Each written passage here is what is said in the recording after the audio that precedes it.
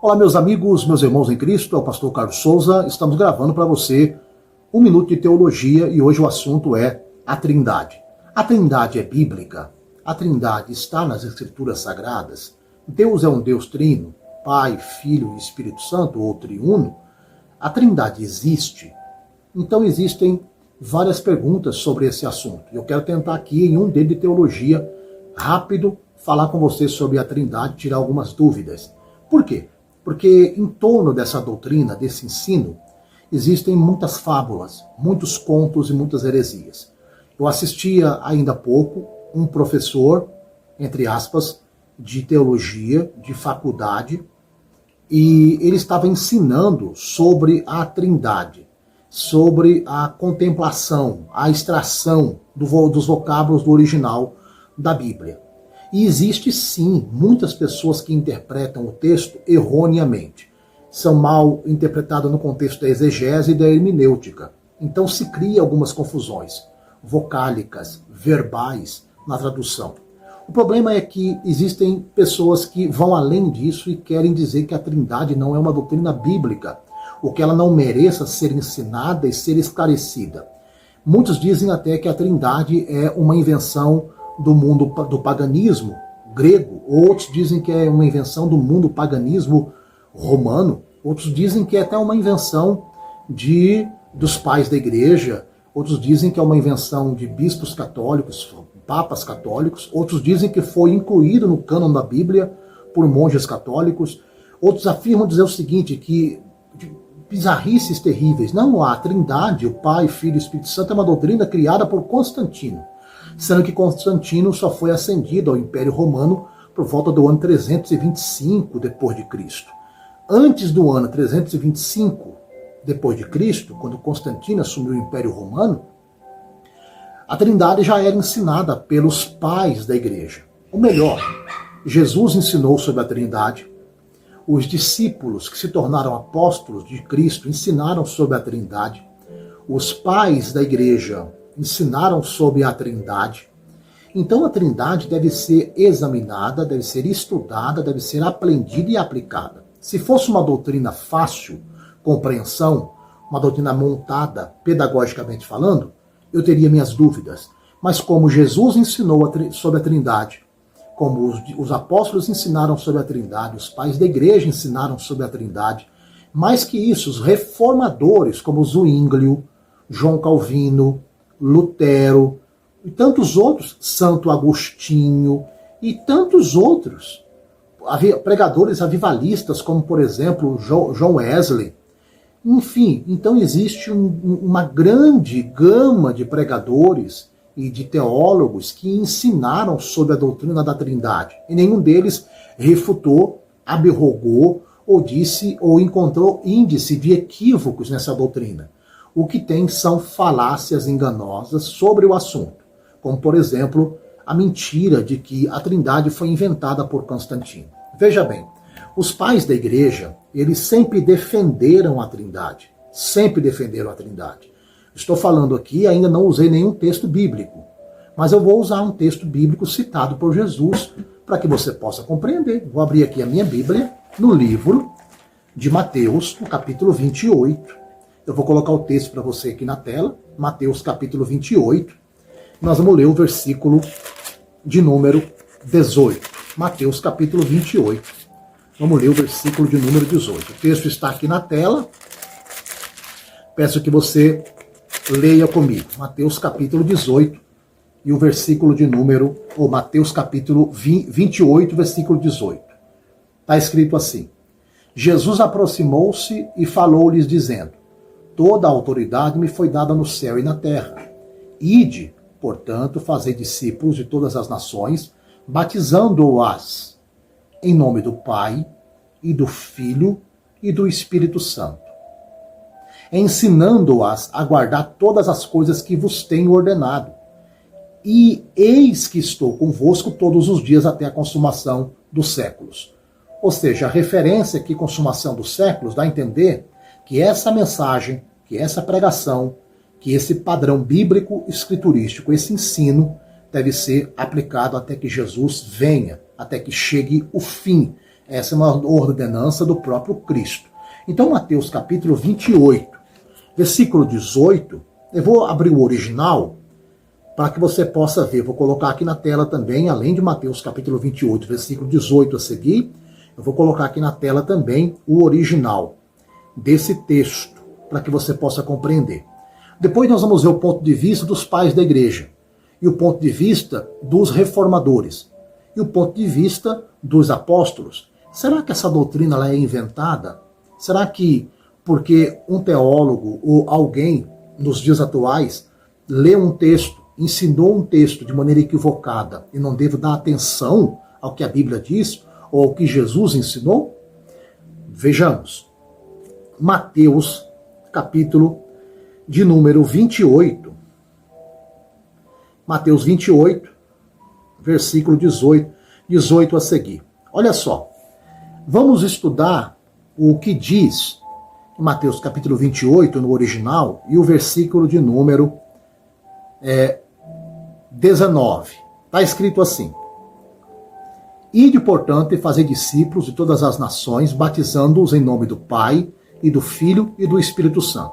Vamos ver aqui o que a palavra batizando-os significa. Baptizo, do grego. Essa palavra dá o sentido de mergulhar repetidamente. É um mergulho, é o batismo. Quando você aceita Jesus como seu Senhor e Salvador, você se batiza em águas, você é batizado em nome do Pai, do Filho e do Espírito Santo, porque é uma ordenança do próprio Cristo, segundo o Evangelho de Mateus, capítulo 28, versículo de número 19. Agora, olha só a palavra aqui de Mateus 28, versículo de número 19, em nome. A palavra nome é onoma, onova.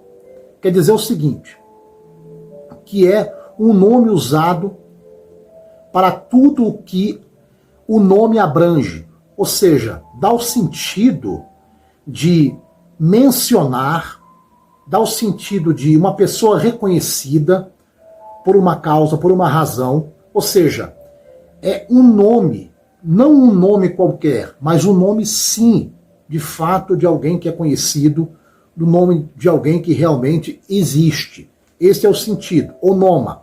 Aí você veja bem, olha a outra expressão, Mateus 28, versículo 19.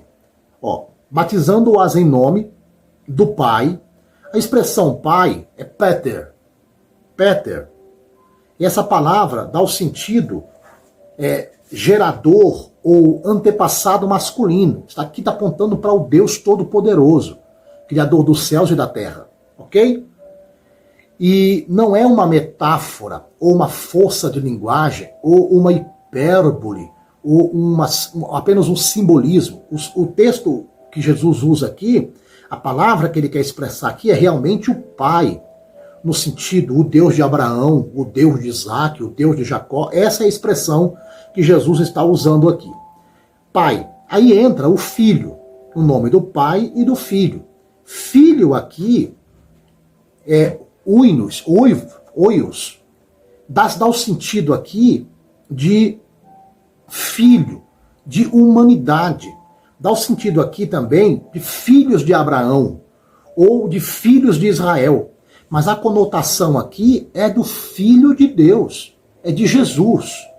Ok? Então o batismo pode ser feito no nome de Jesus. Por isso que muitos dos discípulos e apóstolos, quando no decorrer do primeiro século, eles batizavam, você vê em Atos, por exemplo, eles batizando no nome do Senhor Jesus Cristo. Também não é errado. Mas a ordem é para que se batize em nome do Pai, do Filho e do Espírito Santo. Então, em nome de Jesus Cristo. Aí continua. Em nome do Pai, do Filho e do Espírito Santo. A palavra Espírito Santo aqui se divide em duas. A primeira é pneuma, que dá o sentido de espírito, Espírito Santo. Quando você abre o grego, aparece a terceira pessoa da Trindade. Aí a palavra santo aqui é ágios, que dá o sentido de uma coisa grande, muito grande, sublime, algo grandioso, muito santo, ou um santo, ok? Então, a ordem que Jesus deu para o seu colégio apostólico, para os seus discípulos, para a igreja que estava iniciando, era que eles deveriam ensinar a palavra, o evangelho, deveriam batizar aqueles que creem na palavra, na mensagem do evangelho, batizar em nome de quem? Do Pai, do Filho e do Espírito Santo. Foi Jesus quem deu essa instrução. E ele disse mais, ainda em Mateus capítulo 28, no versículo de número 20, ele disse: façam tudo isto até o final dos tempos, até que tudo se encerre, até que as luzes do cenário mundial se apaguem, ou seja, até que a consumação dos séculos se concretize. Surgiram muitas doutrinas falaciosas e enganosas para tentar sufocar, suprimir e tratar como heresia o ensino da Trindade, da doutrina do Pai, do Filho e do Espírito Santo. Por exemplo, se você for estudar, você vai perceber que o modalismo apareceu, surgiu, para tentar refutar a teologia da Trindade. O próprio adocianismo também, e o próprio arianismo também. Então, no decorrer da história da igreja, muitos acreditam e pensam, e ensinam de maneira equivocada que o Pai, Filho e Espírito Santo é uma doutrina do paganismo grego ou do paganismo romano, introduzida na história cristã. Outros dizem não, a doutrina do Pai, do Filho e do Espírito Santo foi criada por Constantino. Gente, Constantino só entrou no cenário da história do Império Romano a partir do ano 325 da era cristã. Antes do ano 325 da era cristã, os pais da igreja já ensinavam sobre o Pai, Filho e Espírito Santo. Isso é muito fácil. Por exemplo, você pega os pais da igreja, pais apostólicos, que nós chamamos teologicamente. Você pega ali, por exemplo, o Clemente de Roma, que foi bispo da igreja em Roma. Você acha que ele estava errado, equivocado em ensinar sobre o Pai, Filho e Espírito Santo? Antes de Constantino, Clemente de Roma já ensinava sobre a doutrina do Pai, do Filho e do Espírito Santo. Por exemplo, o Inácio, que foi bispo da igreja em Antioquia, você acha que ele se equivocou em ensinar sobre a doutrina do Pai, do Filho e do Espírito Santo? Claro que não. Outros pais, como por exemplo Policarpo, que foi bispo da igreja de Esmirna, ele que era discípulo de João, que foi apóstolo de Jesus Cristo, será que Policarpo se equivocou em ensinar sobre Pai, Filho e Espírito Santo? Eu estou citando aqui pais da igreja que viveram antes de Constantino e que já pregavam, e que já ensinavam sobre a doutrina do Pai, do Filho e do Espírito Santo. Corroborando com o quê? Com os ensinos dos apóstolos, de Mateus, Marcos, Lucas, João, dos demais apóstolos. O próprio Cristo ensinou, vaticinou sobre a doutrina do Pai, do Filho e do Espírito Santo. Então cai por terra todo o argumento filosófico, teológico, de que é uma doutrina ensinada, de que é uma crendice, de que é uma doutrina paganizada introduzida no cristianismo. Isso não existe. Porque os pais da igreja apostólicos, como Clemente de Roma, Inácio, Policarpo, já ensinavam sobre a doutrina do Pai, do Filho e do Espírito Santo.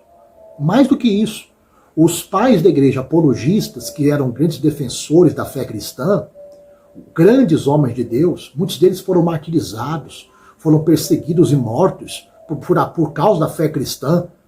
Você acha que eles se equivocaram? Homens que morreram e não negaram a fé em Cristo? Homens que morreram, que não negaram a fé no Pai, no Filho e no Espírito Santo? Será que eles se equivocaram? Claro que não, gente. O problema é que tem pessoas que ele quer achar pelo em ovo. Ele não tem como refutar uma doutrina tão, assim, importante como essa para a igreja cristã, fundamentada nas palavras de Cristo, nos ensinos de Cristo e de seus apóstolos e dos pais da igreja. E depois os próprios reformadores, como Lutero, João Calvino, e Zwinglio e tantos outros que defenderam a doutrina do Pai, do Filho e do Espírito Santo. Aí aparece alguém aí para mostrar texto, dizer, tá errado. Para com isso, gente. A doutrina bíblica do Pai, do Filho e do Espírito Santo não tem como ser cauterizada, sufocada, suprimida, tirada das páginas da Bíblia Sagrada. Então, os pais apologistas também defendiam a doutrina do Pai, do Filho e do Espírito Santo. Por exemplo, Justino Mártir. Ele defendia a doutrina do Pai, do Filho e do Espírito Santo. O Irineu, que foi bispo de Lyon, que foi um grande defensor da fé cristã, e ele defendia a fé cristã contra os ataques do gnosticismo. Será que o Irineu, que foi martirizado por causa da sua fé, será que ele no segundo século, se equivocou em ensinar sobre o Pai, Filho e Espírito Santo? Porque no segundo século, Irineu, que era bispo de Lyon, já ensinava sobre o Pai, Filho e Espírito Santo. E ele morreu, ele perdeu, foi martirizado por defender a palavra de Cristo, por defender o Evangelho. Então será que o próprio Orígenes, será que ele se equivocou em ensinar sobre o Pai, Filho e Espírito Santo? Estou falando aqui de pais da igreja que ensinaram sobre a doutrina da Trindade. Gente que viveu no primeiro século, no segundo século, até o terceiro século, gente que viveu antes do concílio em Nicéia, gente que viveu antes do concílio convocado por Constantino. Porque até hoje tem gente dizendo o seguinte: o Constantino no concílio colocou a Trindade. Isso é conversa, gente, que antes de Constantino existir, sequer nascer, Jesus já ensinava sobre a Trindade. Os apóstolos já ensinavam sobre a Trindade. Os pais da igreja já ensinavam sobre a Trindade. Os pais teológicos da igreja, será que eles se equivocaram? Eu vou citar aqui, por exemplo, o Inácio, o Atanásio. Será que Atanásio, que foi um exímio defensor da Trindade, da divindade de Cristo, será que Atanásio se equivocou? Será que os três capadócios, que foram três grandes homens de Deus, por exemplo, o Basílio de Cesareia, o Gregório de Nazianzo e o Gregório de Nissa, será que esses homens se equivocaram em ensinar sobre a Trindade? Será que o Agostinho de Hipona, que foi bispo de Hipona, será que ele se equivocou? Não, gente, eles não se equivocaram. Os pais da igreja, esses homens deram a vida, morreram, foram martirizados, perseguidos e mortos por defender o Evangelho de Cristo, por defender a doutrina dos apóstolos. Então, tudo que você aprende do primeiro até o terceiro século, de maneira bíblica e teológica, sabe, você vai buscar ali rascunhos do original, material arqueológico, você vai buscar os originais do grego, do aramaico, do hebraico, do latim, você percebe que não tem nenhum tipo de heresia introduzida. Agora, o que aconteceu no quarto século em diante, eu não tenho problema, eu não tenho culpa, porque do quarto século em diante, quando após Constantino assumiu o trono do Império Romano, ele começa a puxar a igreja se une ao Império Romano, aí ela se politeliza, ela torna-se politizada.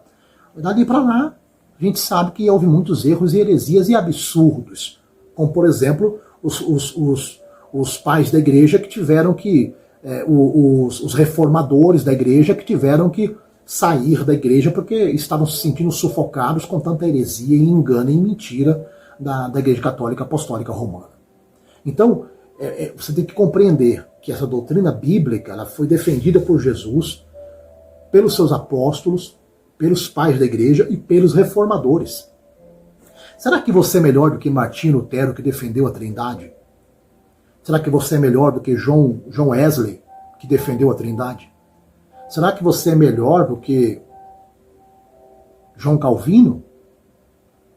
Os próprios teólogos, até aqueles teólogos que são calvinistas, aqueles mais, que guardam mais o calvinismo, aqueles mais reformados, que não falam em línguas, que não creem na atualidade dos dons espirituais, que não creem na atualidade da manifestação do poder de cura, enfim, esses creem e defendem a existência do Pai, Filho e Espírito Santo. Será que só você? Engraçado que quem é contra a doutrina do Pai, do Filho e do Espírito Santo usa textos originais e usa a história e o nome dos pais da igreja. Só que os pais da igreja defendiam a Trindade. Aí que você está se equivocando. Então existe algum equívoco aí. Você ensina que que não existe a Trindade. E você usa argumentos dos pais da igreja. Só que os pais da igreja que você cita, os pais da igreja, eles acreditavam na existência da Trindade, do Pai, do Filho e do Espírito Santo. Então, meus amigos, é uma palavra rápida. Um Minuto de Teologia. Hoje falamos sobre a doutrina da Trindade. A Trindade é bíblica, creia em Deus Pai, Deus Filho e Deus Espírito Santo. Meu amigo, não negue isto. Não negue a existência de Deus Pai, Deus Filho e Deus Espírito Santo. Jesus disse em Mateus 28, versículo 18 a seguir: seja batizado no nome do Pai, do Filho e do Espírito Santo. Um Minuto de Teologia, hoje eu falei sobre a Trindade. Deus te abençoe, se inscreve no canal, deixa um comentário e também o seu like. Grande abraço, até a próxima.